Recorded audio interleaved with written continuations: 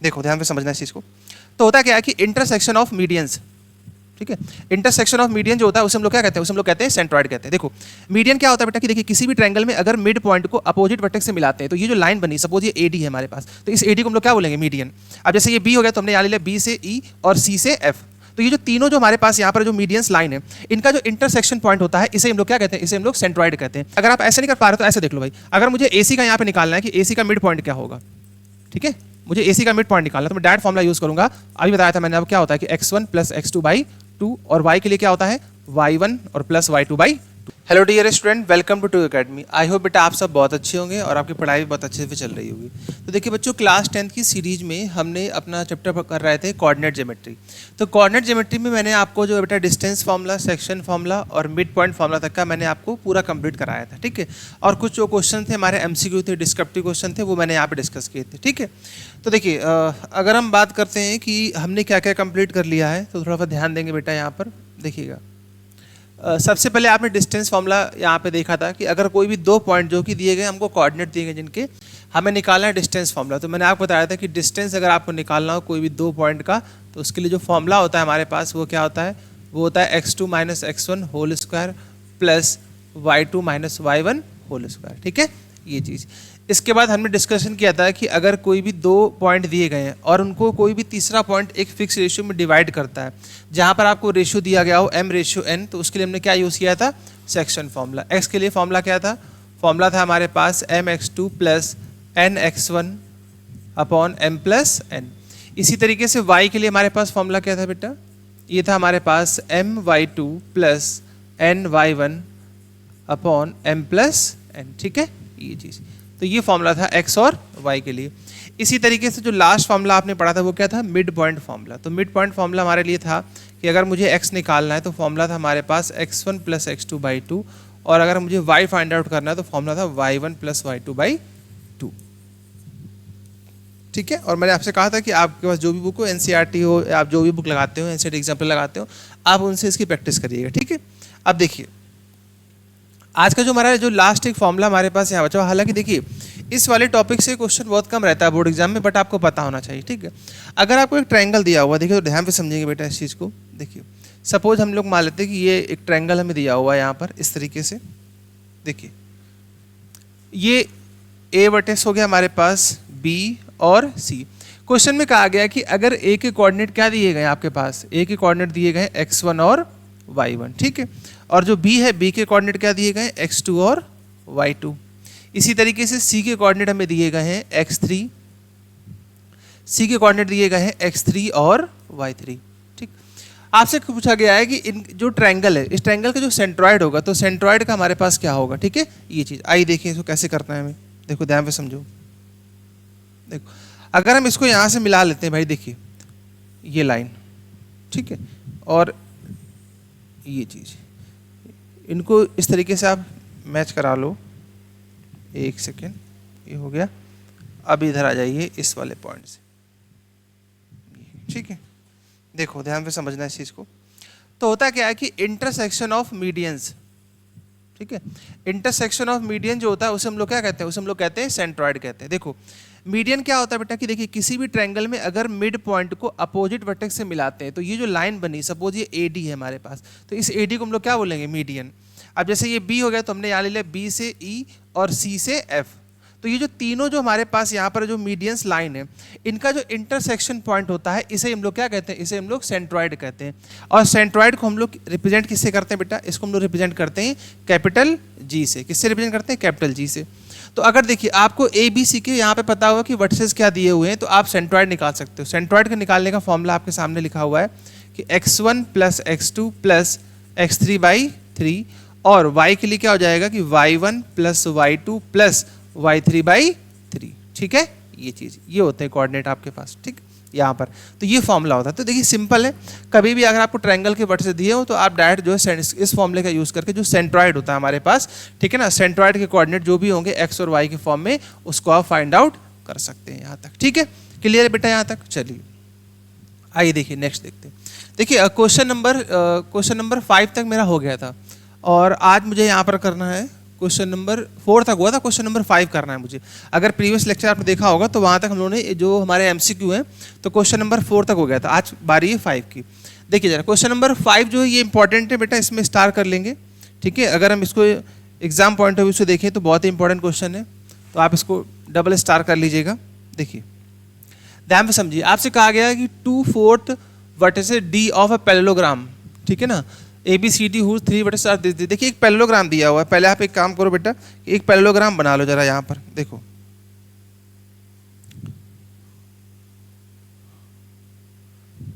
चलिए देखिए एक पैरेललोग्राम बना लेते हैं कुछ इस तरीके से। सपोज ये वर्टेक्स A है, ये B है, ये C और ये D दिया हुआ, ठीक है।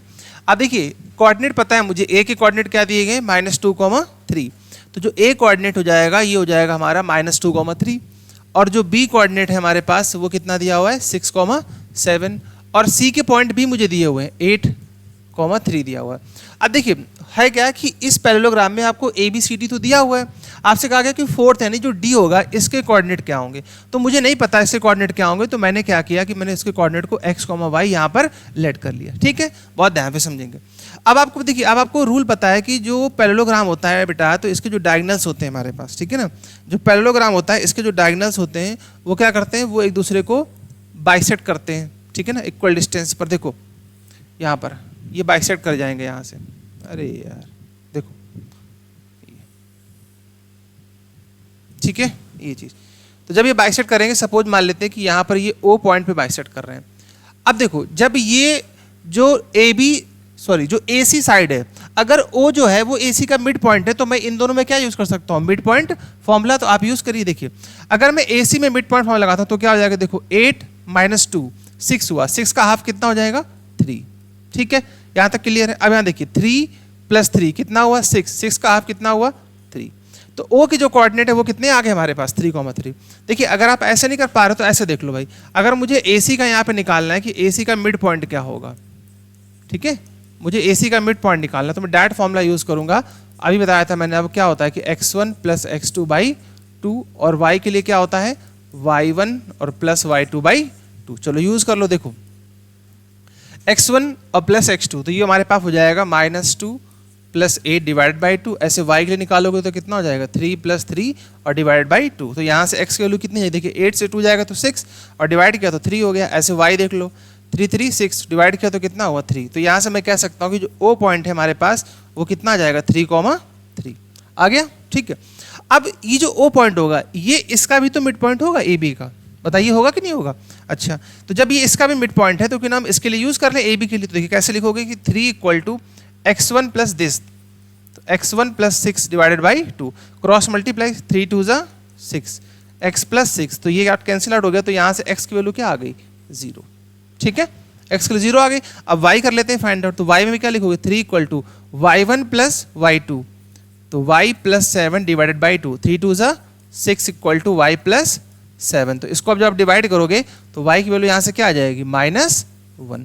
तो ऐसा कोई पॉइंट है जहाँ पर देखिए जो पॉइंट हमारे पास निकल के आया वो x की वैल्यू कितनी आ रही है 0, और y की वैल्यू क्या आ रही है -1। तो ऐसा कोई पॉइंट है हमारे पास 0 -1। हाँ देखिए ऑप्शन नंबर बी जो है वो आपका करेक्ट हो जाएगा, ठीक है। तो ये क्वेश्चन अच्छा है, मैंने देखा है कि लगभग सभी सेट में क्वेश्चन मिल जाता है हमको, ठीक है। तो बस ध्यान रखेंगे अगर पैरेललोग्राम है और आपको कोई भी वर्टेक्स निकालना हो तो उनके जो डायगोनल होते हैं ना वो क्या करते हैं, वो एक दूसरे को बाइसेक्ट करते हैं, तो वो मिड पॉइंट होगा जहाँ पे वो करेंगे, ठीक है।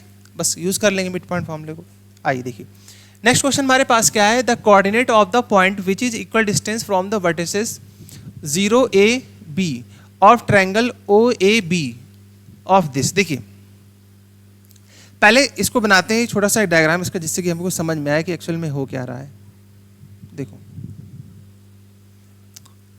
सपोज ये हमारे पास x एक्सेस है, ये y एक्सेस है, ठीक है, यहाँ पर। अब देखिएगा ध्यान से, ये हमारे पास ओरिजिन हो गया यहाँ पर O पॉइंट। देखिए उसने कहा कि O जो है वो 0, 0 है, तो मैं O यहीं पे लेट कर लेता हूँ कि O हमारा रहेगा 0, 0।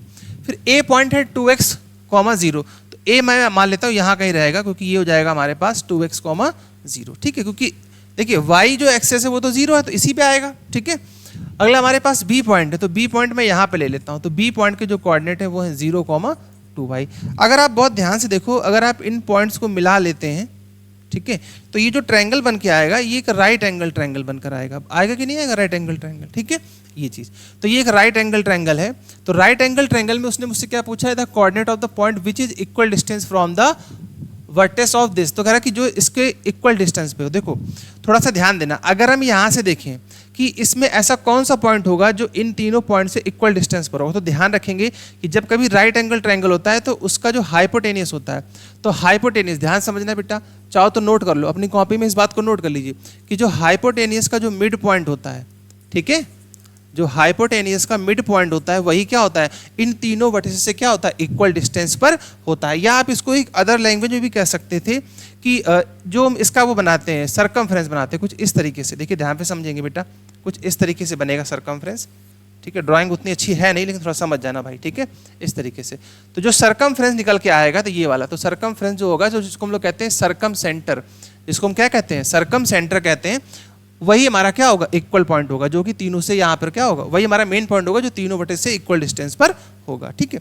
तो देखिए अगर ये इसका मिड पॉइंट होगा तो यहाँ मैं क्या यूज़ कर लेता हूँ, यहाँ मैं यूज़ कर लेता हूँ मिड पॉइंट फॉर्मूला। देखो अगर मैं देखिए मैं बी और ए के बीच में लगाता हूँ मिड पॉइंट फॉर्मूला, तो आप क्या करो कि बी ए में लगा लीजिए मिड पॉइंट फॉर्मूला।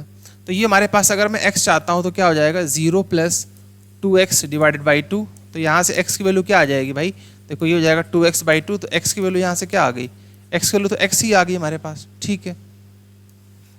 अब इसी तरीके से आप y वाले में अप्लाई कर दो, तो y वाले में अप्लाई करोगे तो ये कितना हो जाएगा, 2y और डिवाइडेड बाई 2। तो यहाँ भी देखिए y की वैल्यू जो होगी वो भी y आ जाएगी। तो x, y ऐसा कोई ऑप्शन है हमारे पास, पहला ही ऑप्शन है, ऑप्शन नंबर ए।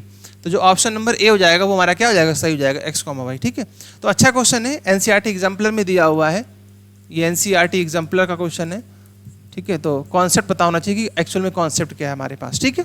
क्लियर है भाई, सिंपल सा कॉन्सेप्ट है। अगर आपने 9th में सर्कम सेंटर पढ़ा होगा तो आप इजीली कर लेंगे इसको। आइए इस क्वेश्चन को भी देख लेते हैं।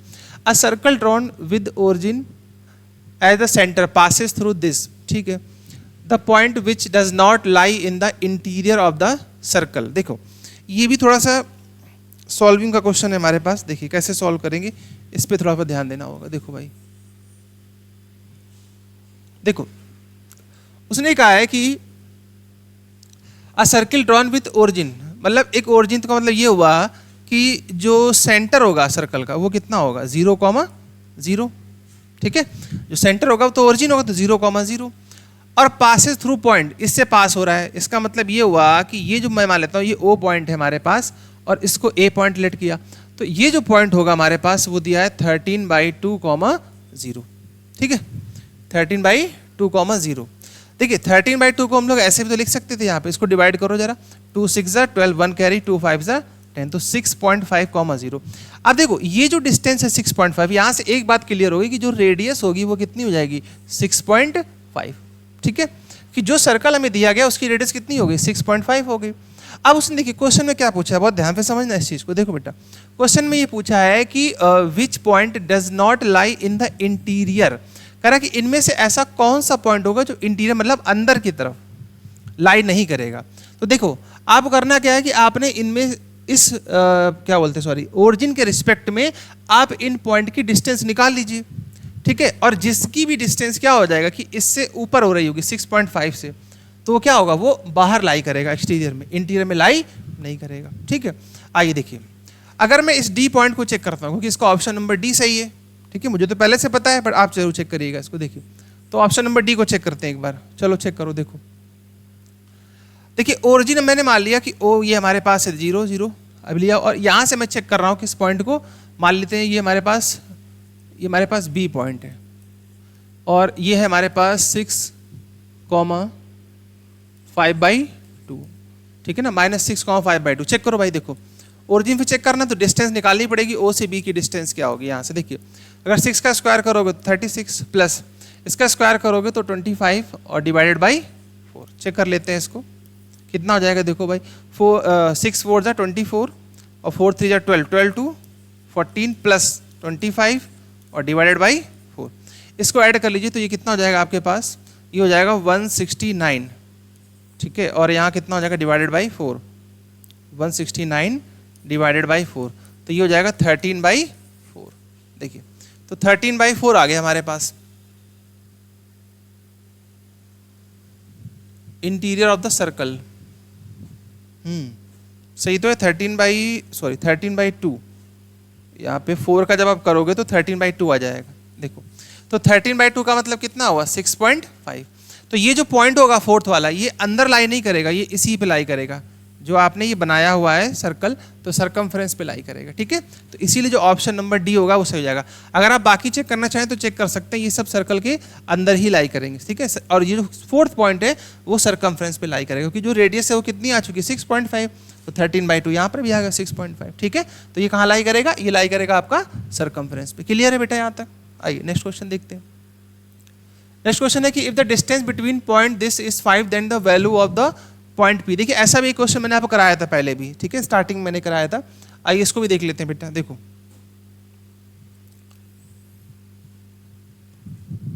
एक रफली आइडिया के लिए आप एक डायग्राम बना लीजिए, इसको ए पॉइंट ले लीजिएगा, इसको बी पॉइंट, ठीक है। अगर मैं ए पॉइंट को यहाँ पे लेट कर लेता हूँ कि ये 4, P है, और बी पॉइंट हमारे पास दिया हुआ है क्या कि 1, 0, तो उसने डिस्टेंस मुझे दी गई इन दोनों के बीच में, वो कितनी दी गई है 5 यूनिट्स, ठीक है। डिस्टेंस हमें दी गई 5 यूनिट। पी की वैल्यू पूछी गई, पी की वैल्यू क्या होगी, तो लगा लीजिए बेटा डिस्टेंस फॉर्मूला।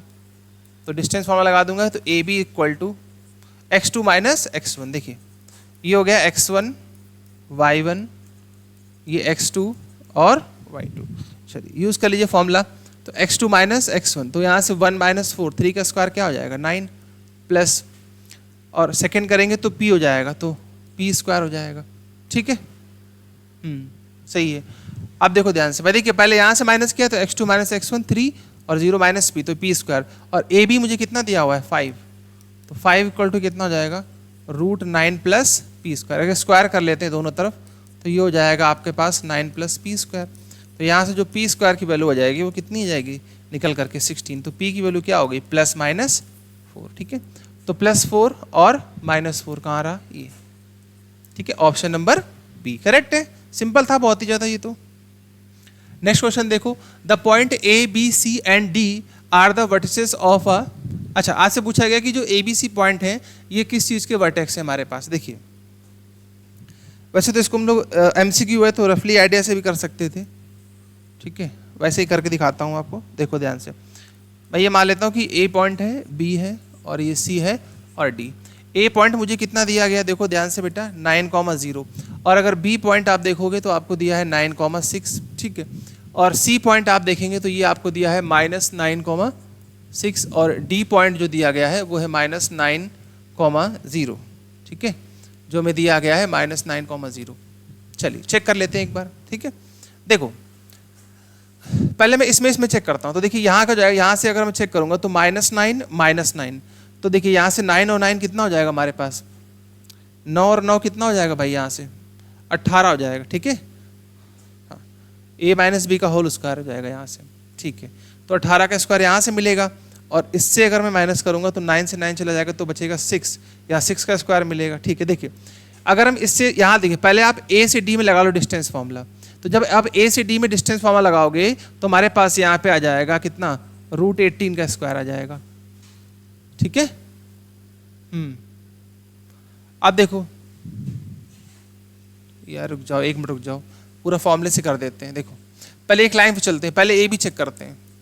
देखो पहले आप ए भी चेक करो बेटा, स्टार्टिंग से पूरा कर देता हूँ। देखो पहले आप ए भी चेक करिए, तो x2 माइनस x1, तो ये हो जाएगा 9 - 9 whole square, plus y2 minus y1, तो 6 - 0 होल स्क्वायर, ठीक है। यहाँ से तो ए भी 9 - 0 हो जाएगा, यहाँ बचेगा 6 का स्क्वायर क्या होता है 36, इसका मतलब यहाँ से ए भी कितना आ गया 6 यूनिट आ गया, 6 यूनिट, ठीक है। ऐसे आप BC निकाल लो, BC कितना होगा, तो BC भी अप्लाई कर दीजिएगा, ध्यान पे देखिए। तो x2 माइनस x1, तो ये हमारे पास कितना हो जाएगा -9 और -9 का होल स्क्वायर, प्लस ऐसे यहाँ भी अप्लाई करो 6 - 6 तो 0 हो गया, कोई बात नहीं, खत्म हो गया ये, चलो ठीक है। तो यहाँ से हमारे पास जो BC की वैल्यू आ जाएगी, BC की वैल्यू वो क्या आ जाएगी, देखो भाई 9 और 9 कितना हो जाएगा 18 हो जाएगा, 18 का स्क्वायर कितना होता है 324, ठीक है। तो इसको आप डायरेक्ट लिख सकते थे कितना, ये तो 80 नहीं आ जाएगा वापस से घूम फिर के, ठीक है। तो ये जो डिस्टेंस निकल के आई है ये 6 निकल के आई है और ये 80 निकल के आई है। अगर यहाँ चेक करोगे तो -9 + 9 0 हो जाएगा और यहाँ बचेगा 6, तो ये भी 6 आ जाएगी, ठीक है। यहाँ चेक करोगे तो -9 तो ये भी 18 आ जाएगी। तो देखिए अपोजिट साइड्स आर इक्वल, तो अपोजिट साइड्स आर इक्वल तो हमारे पास ऑप्शन कौन सा हो जाएगा, बी, रेक्टेंगल हो जाएगा। ठीक है, ये चीज़ इस तरीके से ऐसे चेक करना होता है इसको। ठीक है, देखो रोम्बस यहाँ पर रोम्बस नहीं हो सकता क्योंकि उसमें सभी साइड इक्वल होती हैं, स्क्वायर में सभी साइड इक्वल होती हैं, और जो ट्रेपेजियम होता है इसमें तो कोई साइड इक्वल नहीं होती, मतलब 2 साइड पैरेलल होती हैं, 2 नॉन पैरेलल होती हैं। ठीक है, तो ये सभी ऑप्शन जो है वो गलत हो गए। तो रेक्टेंगल हमारा वैसे भी दिखा दिया, ऐसे भी कर सकते हैं, ठीक है ना, कोई डाउट हो तो आइए देखिए। अच्छा, तो यहाँ से एमसीक्यू खत्म हो जाते हैं हमारे पास। ठीक है, चलिए बहुत अच्छी बात है। अब ये एमसीक्यू कंप्लीट हो गया। ठीक है, अब देखिए, अब जब हमारा जो नेक्स्ट लेक्चर होगा उस लेक्चर में हम लोग क्या करेंगे, उस लेक्चर में हम लोग जो लॉन्ग क्वेश्चन है, ठीक है, जो आपके 3 मार्क्स और 5 मार्क्स के हैं, उसको हम लोग डिस्कशन करेंगे। तो आज के लेक्चर के लिए इतना ही। ठीक है, मिलते हैं नेक्स्ट। जब आप प्रैक्टिस करिए, कोई डाउट हो तो पूछते रहिए। ठीक है।